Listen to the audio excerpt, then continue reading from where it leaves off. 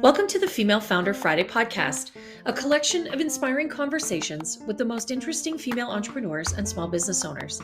I'm your host, Lindsay White, and together with my incredible guests, we'll explore the struggles of being a female entrepreneur, the most important lessons, and the future of women leaders in business. And I'm passionate about helping female entrepreneurs become the calm, confident leader their team and their business need. That's why I've recently launched my 6-week mental fitness bootcamp. This amazing program will help you tackle your inner critic, tame your saboteurs, tap into your sage inner voice, and increase your positive intelligence. With a combination of daily practice in the custom app, a weekly focus to increase your awareness, and regular group coaching led by me, you'll build the mental muscles you need to quickly overcome the challenges and changes you're facing right now. If you're ready to transform your leadership and your life, connect with me today to learn more at highvoltageleadership.ca. My guest on this week's episode is Kristabel Meier. Kristabel's journey as a female founder started when she was just a kid, when she would sell her Halloween candy to the neighborhood friends. Kristabel has always been a bit of a health fanatic, but it was when her mother developed cancer that she really started thinking deeply about her own health and particularly about longevity. She began really paying attention to what was in her supplements at that time, and the more she learned, the less she liked about the supplement industry and their practices. And that's why she and her husband started VERSO. Now she gets to work every day in a business that she's super passionate about, that keeps her curious and learning all the time, and truly leverages her entrepreneurial spirit. I know you're going to enjoy listening in on this conversation.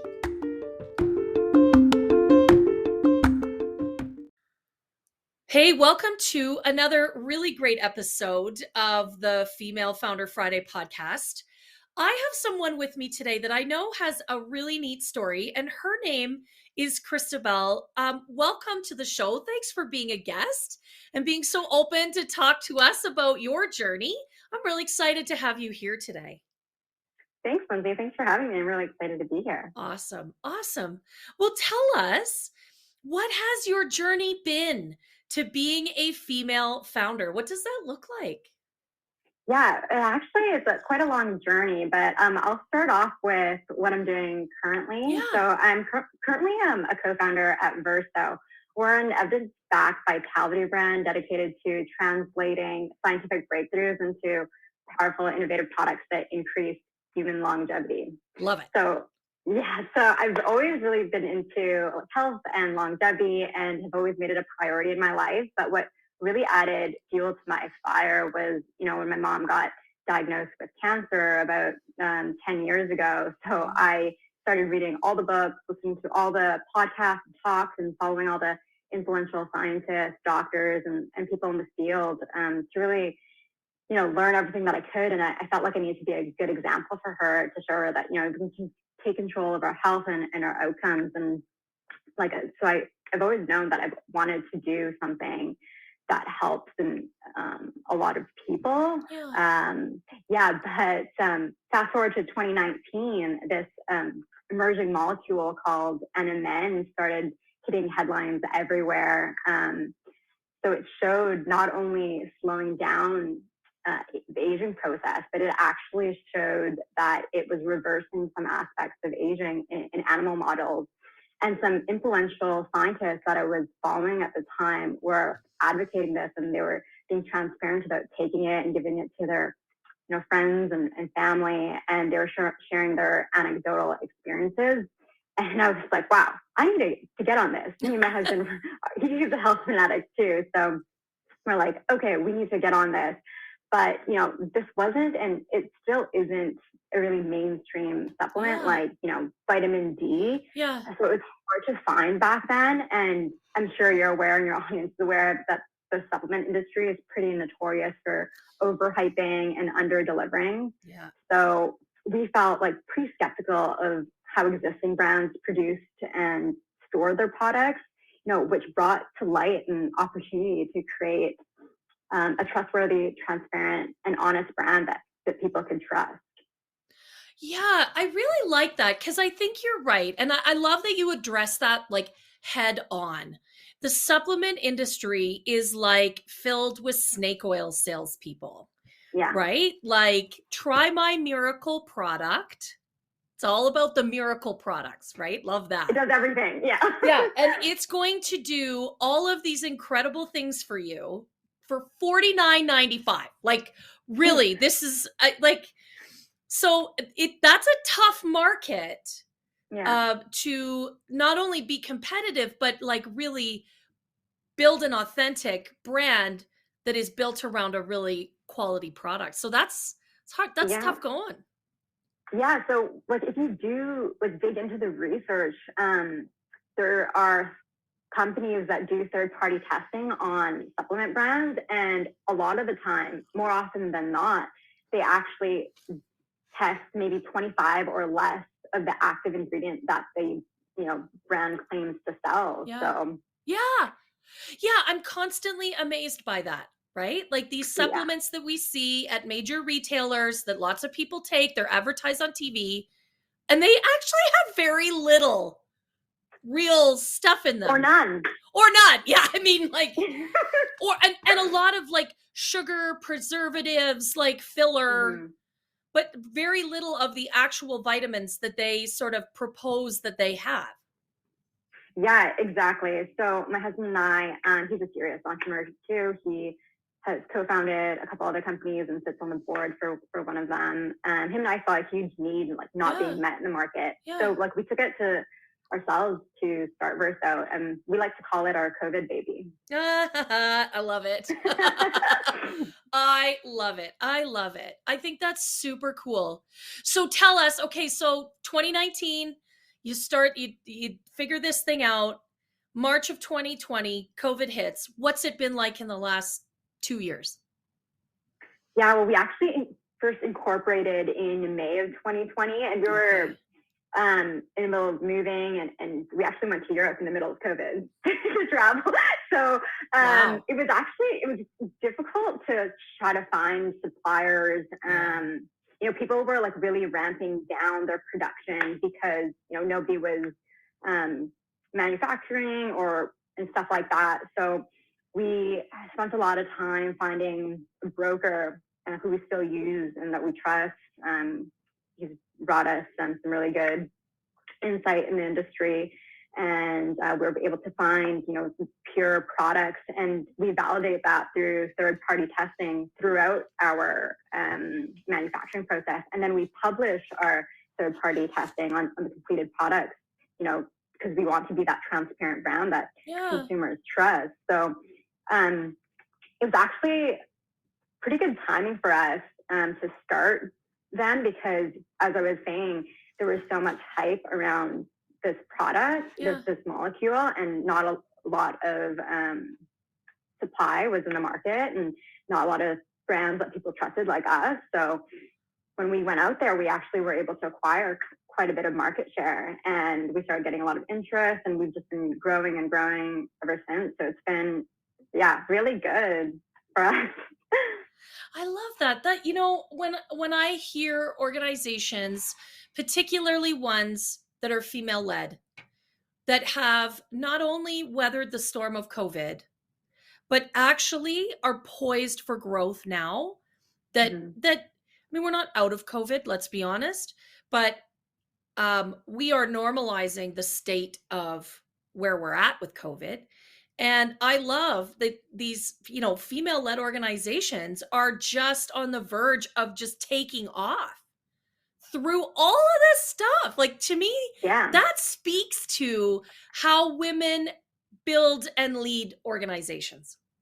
Yeah, and it's risky to start something in a global pandemic. And yes, yes, it is. Yeah, it definitely speaks to our ability to take risks as women, and our confidence to be able to really pave a path and really make it. Yeah, I love that. I think you're absolutely right. I think I don't think women are innately super risky. I think we make really balanced decisions when it comes to what risk is acceptable and what's not. Exactly. And what I really love is, as you've said, the confidence to bet on yourself. Right? Yeah. That's it. That's really it. Yeah. And you have to have the confidence to bet in yourself, or who else will? Nobody else will, right? No, that's exactly it. Nobody else is going to do that unless you do first. Like, it's got to be an inside job, right? Yeah, for sure. Yeah, totally. Okay, so tell me, what, where have you made, like, maybe not mistakes, but maybe missteps, like, in, even in the last couple of years? What have you learned from that?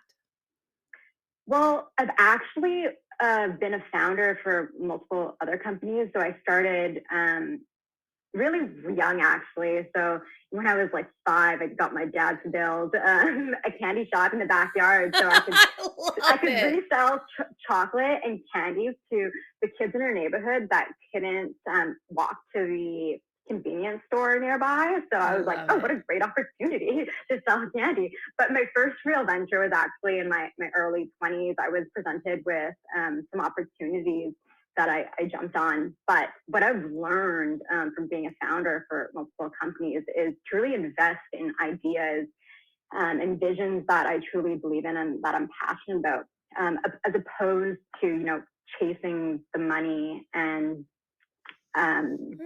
chasing what seems more lucrative. And before VERSO, like, I'm ashamed to say that I pursued ventures in which I saw huge monetization opportunities and not necessarily projects that I was passionate about. And a lesson that I had to learn a couple of times over was that to build and grow a sustainable company for the long run, you need to be passionate over it and really interested. And for me, that is finally I found VERSO, something to do with health and the beneficial impact it brought to others, or is bringing to others.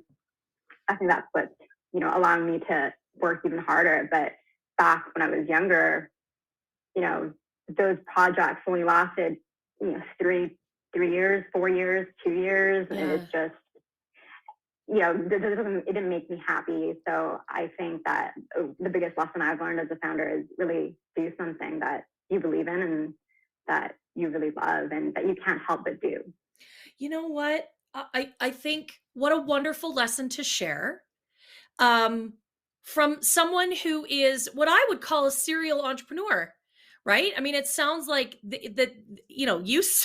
I love the story of the candy shop in the backyard. I mean, you started young. Like, this is something that's a part of you, is this entrepreneurial mindset and spirit. So, but isn't it easy to start chasing the money and the profits? It's easy, right?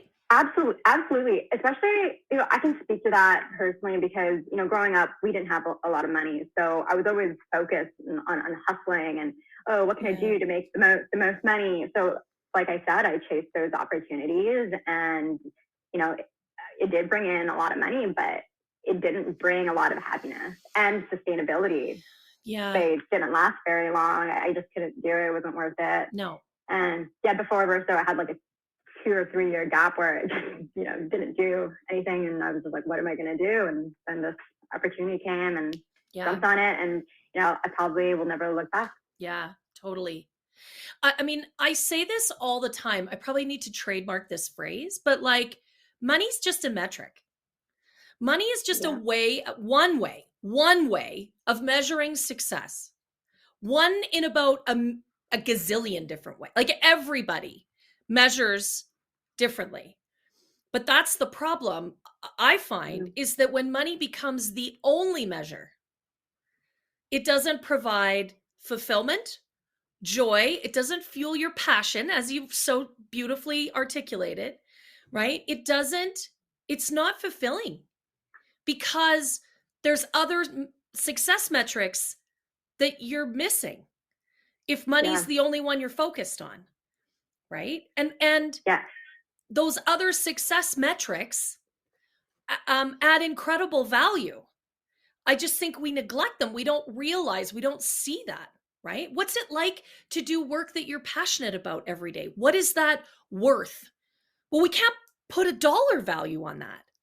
Yeah. Right? And our consumer society is so driven by the money we have and what we can buy, instead of who we are and what we can be. Exactly. That's right? so beautifully said. Yeah, I Yeah. love that. And I think it's also important to, keep in mind that, when you're putting all this time and effort into it's just something that you love and you can't help Yeah. but do, the money will eventually come. Mm-hmm. You don't just start, regardless of what company that you start or venture that you start, you're not going to start making money, and especially profits right away. Yeah. I mean, there's some months that we don't run profitable, but we're growing as a company. Yeah. I mean, Uber, they're not profitable, but I know, right? But they're worth a gajillion. But it's always interesting, isn't it? You look at some of these. I mean, Twitter was like that for years. Thing didn't make money, right? Yeah, it costs money to grow. Yeah. So, and I think a lot of people get too scared or too nearsighted to see that in the long run, like your hard work is going to pay off. And especially like loving something that you're doing, it's just going to help propel you to work even harder, even if you're not making the money. Like, you're still going to want to do it. Yeah. Beautifully said. I love, what a great lesson. Simple, but really profound. Like, do something that you really love and are really passionate about, right? Like, that's got to be rule number one if you're going to found and run and build a business. Simple truth. Love it. Okay, so let me ask you this. You've run successive businesses. Sounds like your husband's a bit of a serial entrepreneur. One of the things that when I work with female founders is really around leadership and how they lead themselves, but also how they lead a growing team that's, right? Like, that is really tricky. We don't get into business. We don't start businesses because we want to be a leader. We start businesses because we find something we're really passionate about, usually.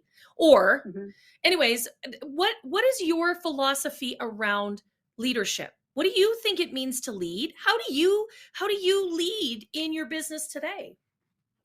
Yeah, well, actually, it's just my husband and I currently employed at this company, but we do work with a lot of third-party agencies and contractors. Right.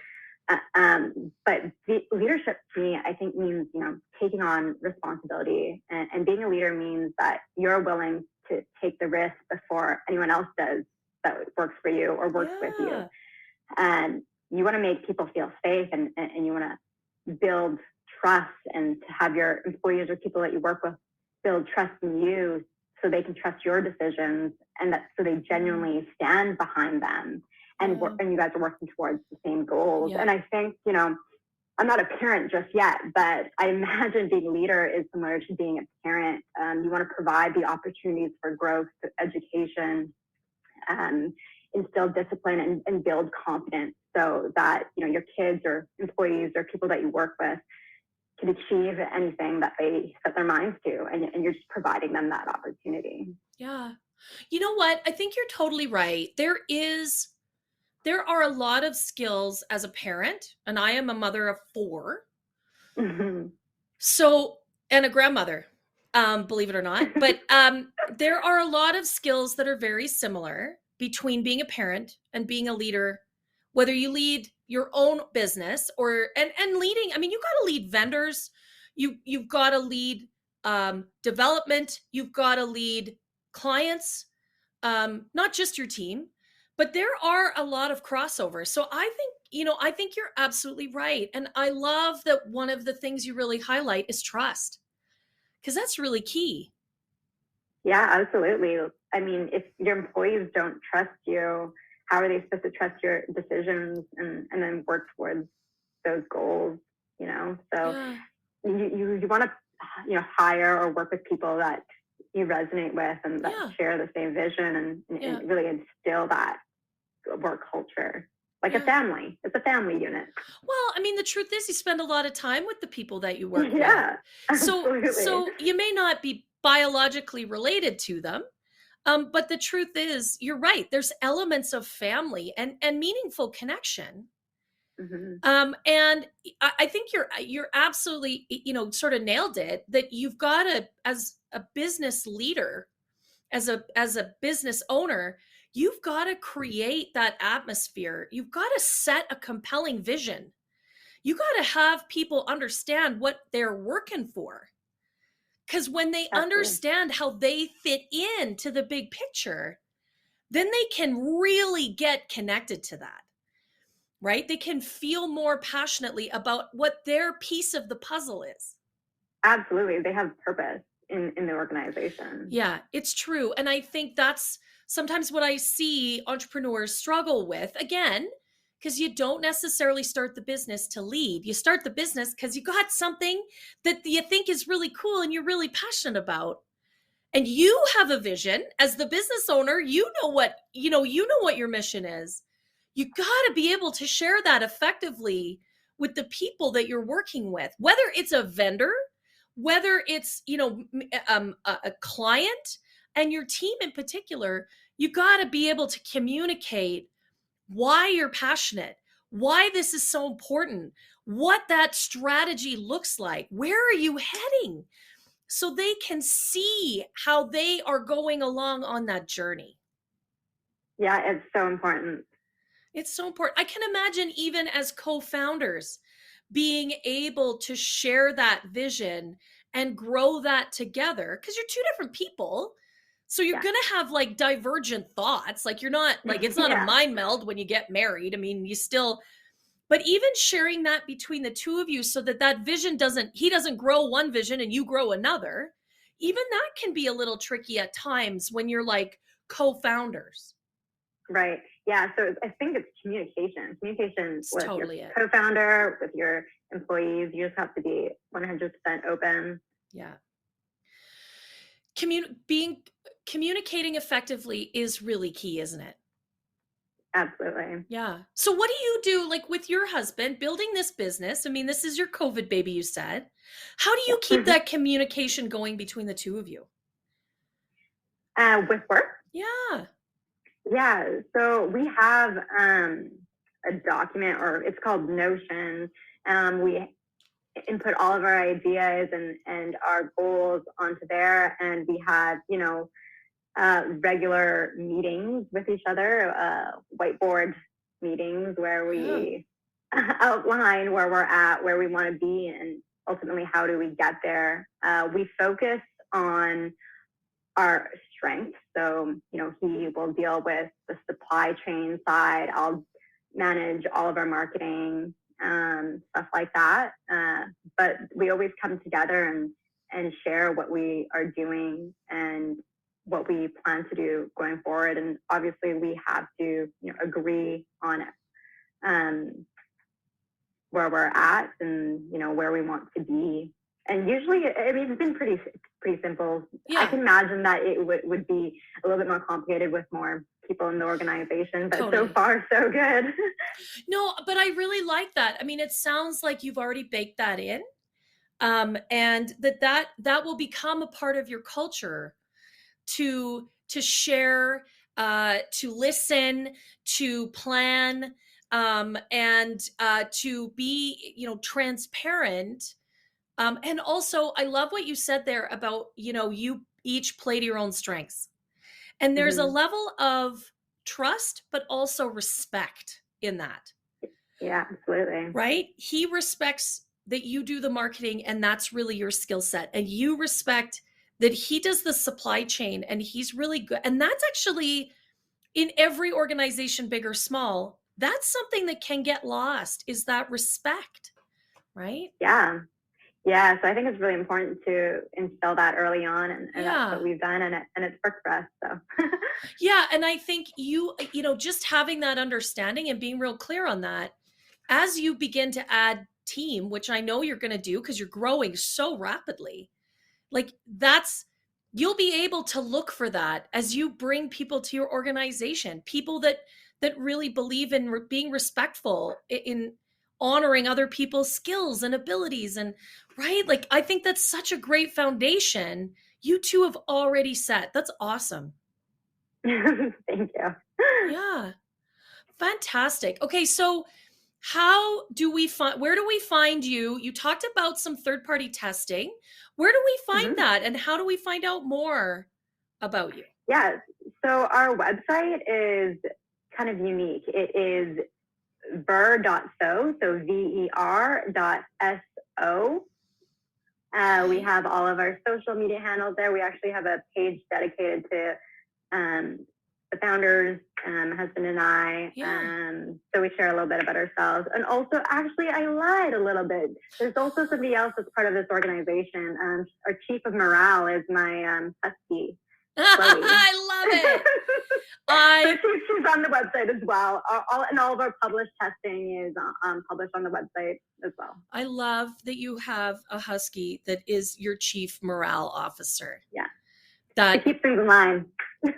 I love that. You know, especially because we are running these businesses out of our homes. They are such a big part. We put our heart and soul into them. They're a big part of who we are. And our pets are too, right? Absolutely. Yeah. Okay. And she's the fan favorite. Everyone that reaches out to us wants to talk to her. I love that. Well, and I have 3 little dogs that are my constant. They're my little office helpers. Not really, but sort of. But we spend a lot of time with them. So I love that she is a part of the organization and keeps everybody honest and loves on everybody and keeps you all feeling good about this. So that is so awesome. Okay, well, we'll put some of these cool links in the show notes so that if you want to check it out, you can. Thank you again, Kristabel, for being a part of Female Founder Friday. It was just lovely to have you today. Thank you so much, Lindsay. It was so amazing to be with you and to connect here with you.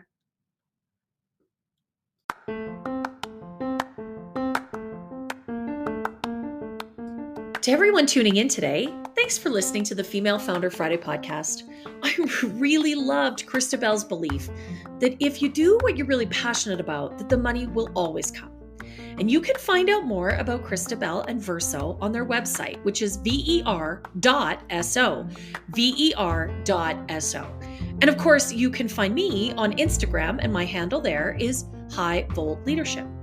The Female Founder Friday podcast has a goal to impact 1,000 listeners. And it would mean the world to me if you left this episode a 5-star review and shared it with all your friends. Let's engage 1,000 female entrepreneurs and really amplify the message. Thanks again for being a part of the show, and don't forget to connect with me at highvoltageleadership.ca.